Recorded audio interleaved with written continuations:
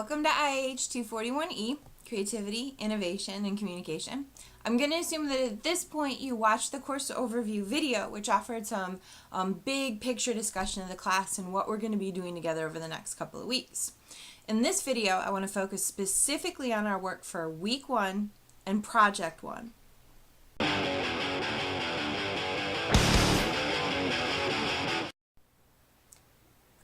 The focus of Week 1 is what is creativity. If we look in the Week 1 D2L folder, you're going to see that we're going to first read a piece by the engineers and designers at Lego. I've included chapter 1 of a report that they produced, and that's required reading, but I've also posted the entire report if you're interested in it and you want to look through the entire report. Your second reading for Week 1 is a chapter by Sienna Moran, who talks about the roles of creativity in society. You're going to watch a few Creativity Spark videos that have to do with today's social and digital media context. In a class where we're talking about creativity, innovation, and communication, a lot of what we look at and talk about will have to do with digital spaces and tools. You'll also check out a couple of creativity cases, 2 of which are homegrown by MSU alums and students. And finally, there's an interesting Creativity Spark for you to check out, and I encourage you to read the description on YouTube under the video to find out what inspired the piece.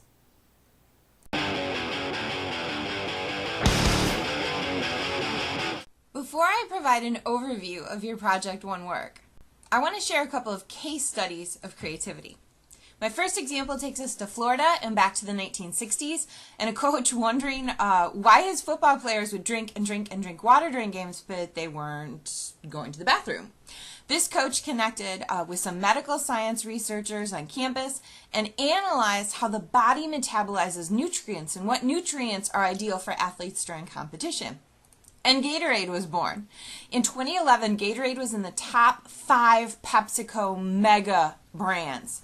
In 2012, Gatorade was number 86 on Forbes' list of the world's most powerful brands. In 2013, Gatorade held 75% of the worldwide sports drink market. How is this a case of creativity? I would argue it's a case of creativity because the coach saw the world slightly differently.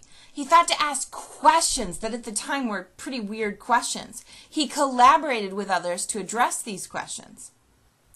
My second example is from research that 3 of my colleagues, other professors at MSU, are doing. Their work focuses on social media and epidemiology, the tracing of illness. Their study started when they realized 2 things. First, foodborne illnesses are often officially reported when it's really late, after dozens, sometimes thousands of people are sick. Second, people tend to overshare on social media spaces. That is, they post tons of really personal details about their lives. So they created a web-based bot software that scours Facebook updates and Twitter posts for instances of foodborne illness. How does this work? Well, the software uses natural language processing and can recognize differences in context. So for instance, if someone tweets, "I had Taco Bell and it was sick," the bot will analyze and likely ignore it, right? Because that's slang for, "Oh, I had Taco Bell and it tasted really good." But if someone tweets, "I had McDonald's and I'm really sick," the bot will archive it to a feed. How is this a creativity case? These researchers see our everyday communication tools as more than just spaces for us to communicate. They're spaces where we can ideally intervene in serious outbreaks of illness. My third creativity example has to do with sweeping. Cleaning the floors. Until the 1990s, sweeping hadn't really changed much. Brooms had a bit. Most brooms today are made of plastic and synthetic fibers, but the act of sweeping isn't much different. This changed in the late 1990s when Procter & Gamble realized they needed to innovate in the cleaning market in order to hold on to their market share. They hired ethnographers to go into people's homes and watch them clean. That was their job. They watched people clean. The project had gone on for like 6 or 8 weeks and everyone was getting pretty frustrated. Imagine watching everyday people clean their houses for weeks on end. The researchers hadn't really seen anything that particularly innovative until they observed an elderly woman sweeping her floor. As they watched, she swept the floor with her broom and then swept the mess up in a dustpan.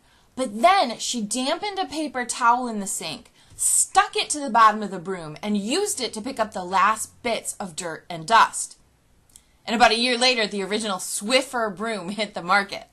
I like this as a creativity case because it reminds me that all creativity requires research, looking, listening, and exploring.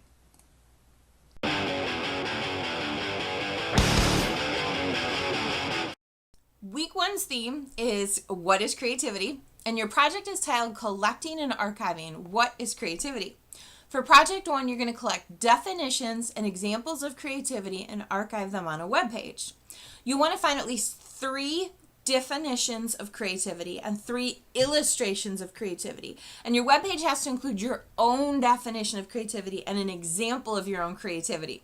The full assignment is included on D2L, and read it carefully before you get started. And before you get started, I want to share a few examples with you of past student projects. In the past, in defining creativity, students have chosen great quotes and definitions, including that of Linda Nyman of the consultant's Creativity at Work. She defines creativity as the act of turning new and imaginative ideas into reality. Creativity involves 2 things: thinking, then producing. Innovation is the production or implementation of idea. If you have ideas but don't act on them, you're imaginative but not creative.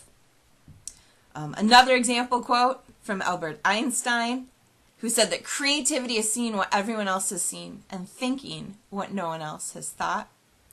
In the past, some students have quoted our class readings and creativity sparks, for instance, quoting writers like Stana Moran, who says that creativity in action is taking a novel yet appropriate solution to a problem or response to a situation. She also says that creativity isn't often spur of the moment, but includes proactive devising, formulating, or framing of problems. You have to know what the problems are to innovate around them and to be creative in solving them. One of my favorite quotes about creativity comes from the recently deceased Maya Angelou, a writer and past American poet laureate, who said, "You can't use up creativity. The more you use, the more you have." As for web work, here are a couple of examples of the pages and sites students have produced using a range of templates, design resources, and inspiration. Some examples of creativity students have pointed to include music, painting, and illustration.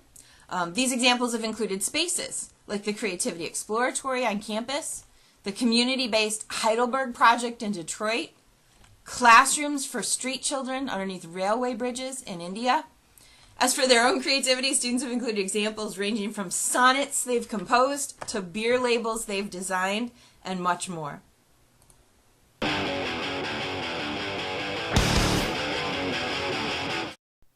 A couple important considerations for Project 1. First, do research, draw from web sources, draw from other material that you've read or interacted with, draw from our readings and sparks from this week. But please don't just copy and paste in definition and examples. I'd like to see you explain and situate the work that you include. Second, as I mentioned in the class overview video, I want to see some connection to the work's readings and materials. So feel free to summarize from the readings, grab your creativity definitions from the readings, pull some examples from the readings. They don't all have to be from the readings, but I want to see you integrate the materials from class into your webpage. And finally, I know some of you maybe haven't created a webpage before, and that's okay. This class is a place to play, explore, and experiment. There's some suggestions for getting started and some tools you might use for Project 1 on D2L. And please do email me if you have any questions about our Week 1 materials, readings, or Project 1 work. Happy creating!